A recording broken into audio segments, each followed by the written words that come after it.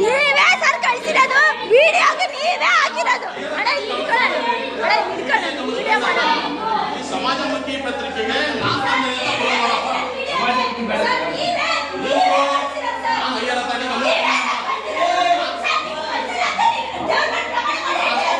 Social ಮೀಡಿಯಾದಲ್ಲಿ ಎಲ್ಲದೂ ಬಂದಿದೆ.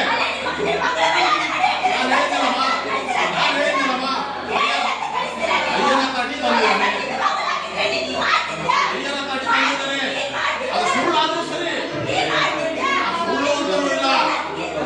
ನೋಡಮ್ಮ, ನನ್ನ ಕೆಲಸ ನಾ ಮಾಡಿದ್ದೀನಿ.